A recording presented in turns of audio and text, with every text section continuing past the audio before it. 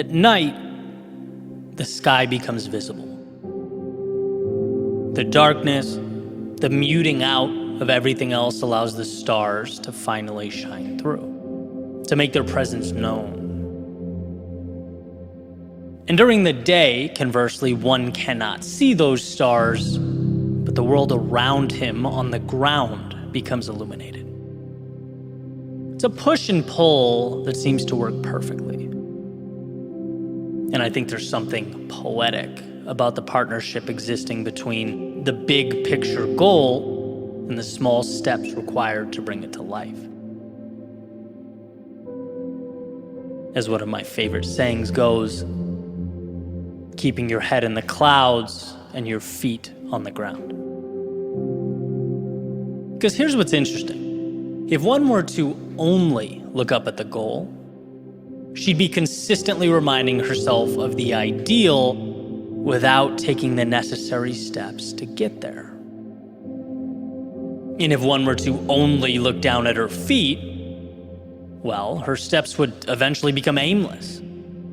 And it's that duality, right? The need to both reassure yourself you can see the stars, as well as use the world around you to pull yourself closer to them, that changes things. Right? It's that beautiful dance that has to be maintained. And this is a balancing act that has certainly been challenging. Right? Sometimes the pendulum swings way too far one way, sometimes way too far the other. But in a perfect world, you want it gravitating towards the center. I remember just starting the YouTube channel almost a decade ago, having, big multi-million subscriber goals, but completely lacking the systems and everyday practices in place that would walk me towards that finish line. Right? I mean, sure, something's better than nothing. I was working and learning, but the actions simply didn't align with the objective. I had to correct them. And then I've been on the other end as well. Right? I'd be doing things every day without knowing why. All steps, no goal. That sort of thing occurs when routine takes on a life of its own. You start doing things because, it's what I do. It's what I've always done.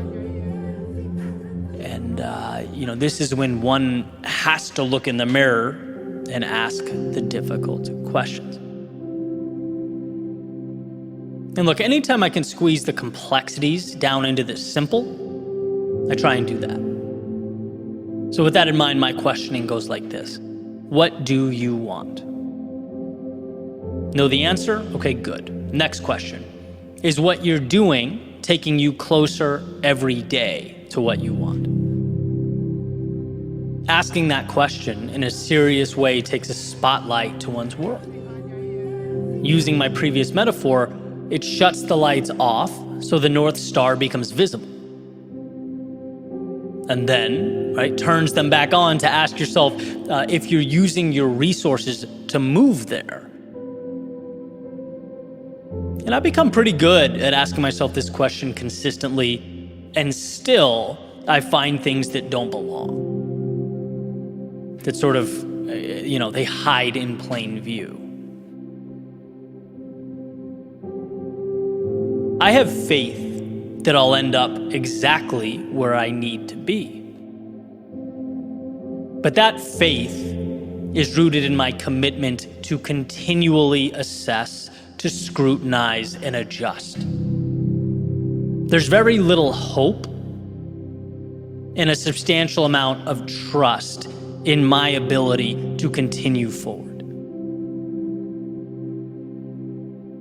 There's an idea referred to as the Stockdale paradox, which states, and this is the first definition I grabbed from Google here, you must never confuse faith that you'll prevail in the end, which you can never afford to lose, with the discipline to confront the most brutal facts of your current reality, whatever they might be.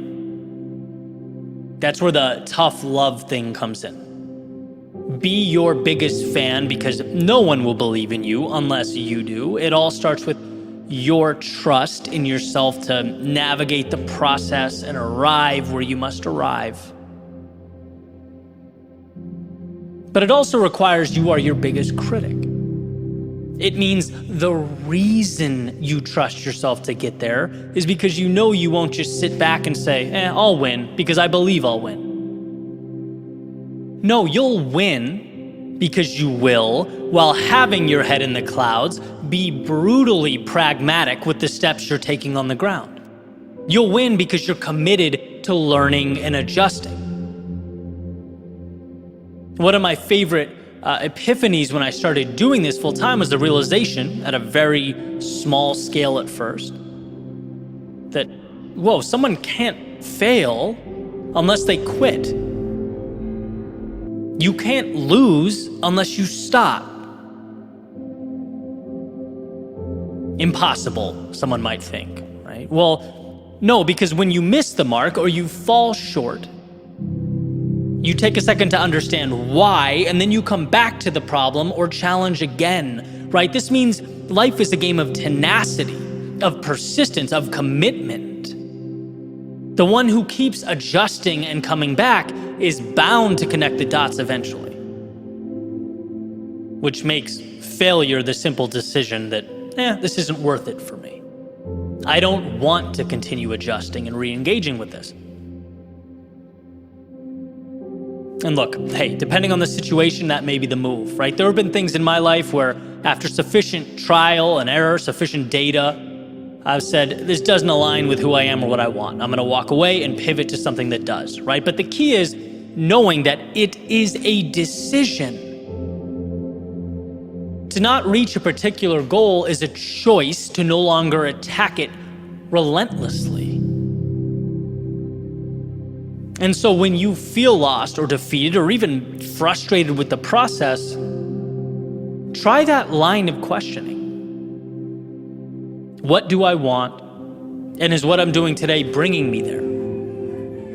This allows you to start taking a sledgehammer to the things that don't belong, refining the process.